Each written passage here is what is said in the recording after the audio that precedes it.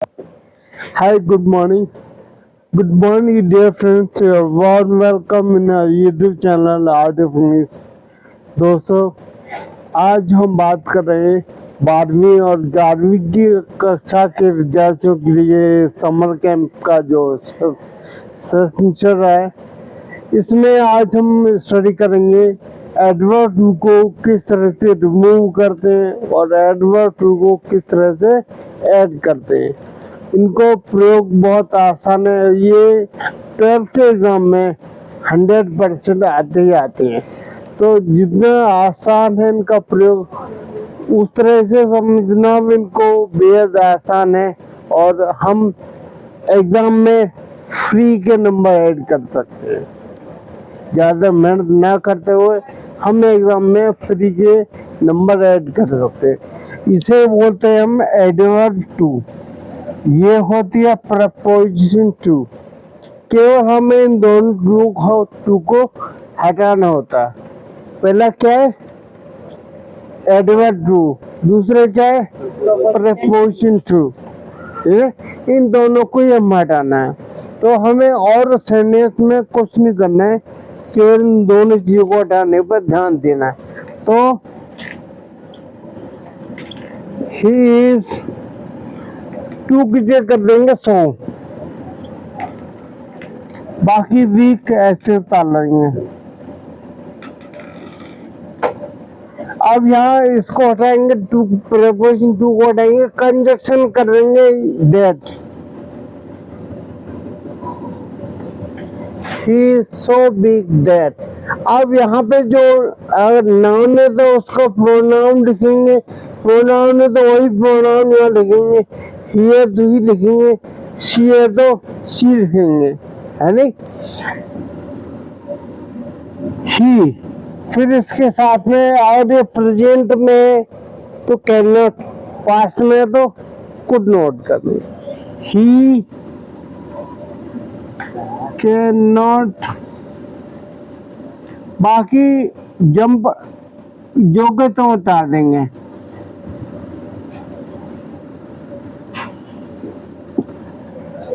ठीक है, हमने क्या किया, इस टू को हटाया, शो कर दिया, और हमने इस टू को हटा के क्या किया, डेट कंजक्शन। और यहाँ पे जो प्रोनाउन है उसके अकॉर्डिंग हम यहाँ पे प्रोनाउन लिखेंगे। ही है तो ही लिखेंगे, शी है तो शी लिखेंगे। और यहाँ पे नाउन को मेल है तो ही लिखेंगे, यहाँ पे कोई नाउन फीमेल है तो क्या लिखेंगे, शी लिखेंगे। प्रेजेंट में है तो कैन नॉट लिखेंगे, पास्ट में है तो कुड नॉट। बाकी सेंटेंस को जो का तो उतार देंगे। कर सकते हैं। अगर ये सेंटेंस ऐसे, हमने जो एडवर्ब को हटा दिया, रिमूव कर दिया, क्या कर दिया, रिमूव। अगर हमें एडवर्ब को ऐड करना हो, जैसे इस कंडीशन से इस कंडीशन में लेकर आए, अगर इस कंडीशन में दिया हो एग्जाम में, कहे कि इस कंडीशन में लेके आओ, मतलब कि एडवर्ब टू को जोड़ो, तो हम क्या करेंगे, सो को हटाएंगे, टू लगा देंगे, टू कर देंगे। और इस टू को हटाएंगे, मतलब दैट ही कैन नॉट को पूरे को हटाएंगे, क्या कर देंगे, टू कर देंगे। ठीक है, नहीं? पास वाज रखा है तो कुड नॉट, इसको हटा करके बस सिंपल टू ही करेंगे। ठीक है, अब ऐसे एग्जाम्पल दूं तो कर लेंगे आप, जैसे कि she is too weak to jump, She is so weak that she cannot jump. She is so weak that she can not jump. है, अगर मैं कहूँ आपसे कि एक सेंटेंस से एडवर्ब टू को ऐड करना है तो आप कर देंगे। जैसा कि दूसरे वाक्य लिए हमने,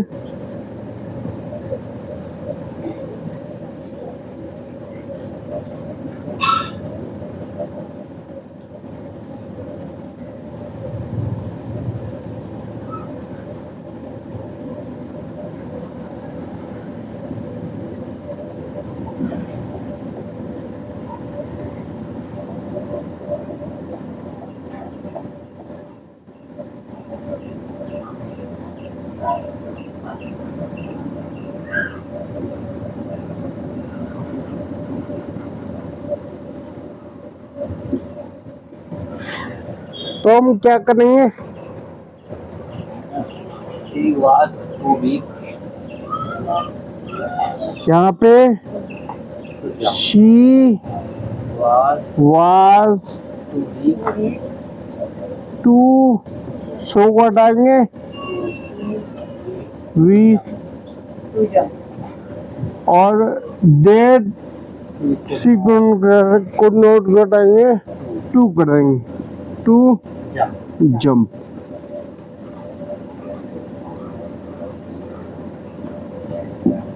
यही करना है। अगर एग्जाम में आए तो आप कर देंगे, एग्जाम में आए तो आप कर देंगे, कोई दिक्कत नहीं होगी। ठीक है, जैसे यहाँ पे एडवर्ब टू दे रखा है और यहाँ पे प्रीपोजिशन टू दे रखा है। कोई कोई सेंटेंस ऐसा होता है कि जिसमें ये प्रीपोजिशन टू नहीं दे रखा, केवल एडवर्ब टू दे रखा है नहीं? तो उस कंडीशन में हम क्या करेंगे? जैसे कि एक एग्जांपल देखो,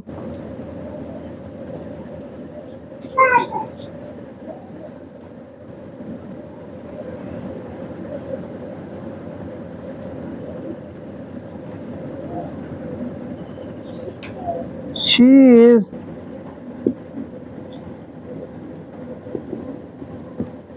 is too clever.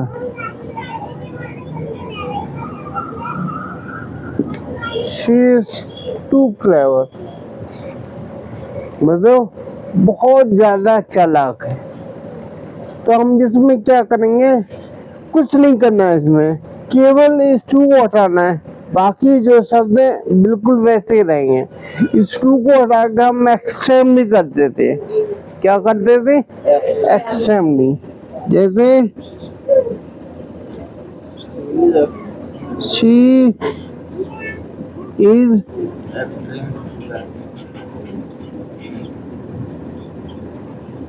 extremely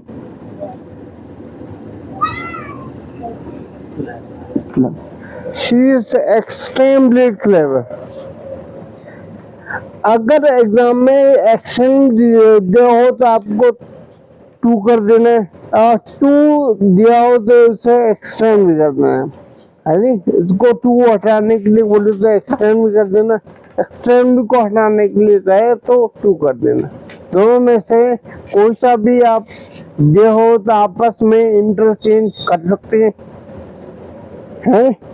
करना आसान है, कर सकते हैं ना? तो ये करना बेहद आसान है, आप कर सकते हैं, इसमें कोई डाउट नहीं है नहीं? तो एक दो एग्जांपल और होते हैं इसके, या फिर हम इसको ऐसे भी कर सकते हैं, जैसे कि अगर टू को हटा के एक्सट्रीमली ना लिखें तो हम एक तरीका और है इसको हटाने का। जैसे कि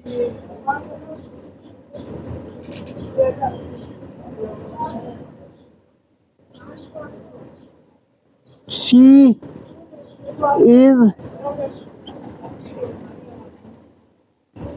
clever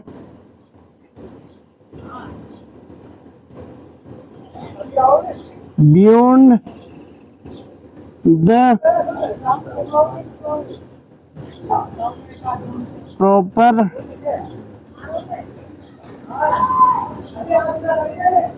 limit.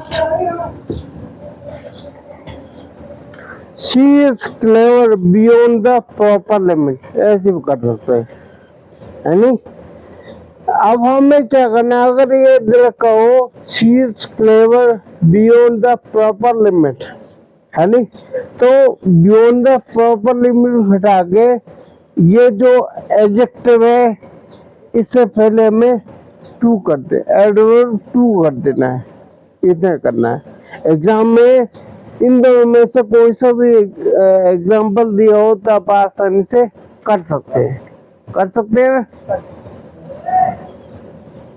तो किताब में कम से कम 15 से 20 सेंटेंस बिल्कुल ऐसे ही दिए हैं, बिल्कुल ऐसे दिए, उन्हें आप आसानी से कर सकते हैं।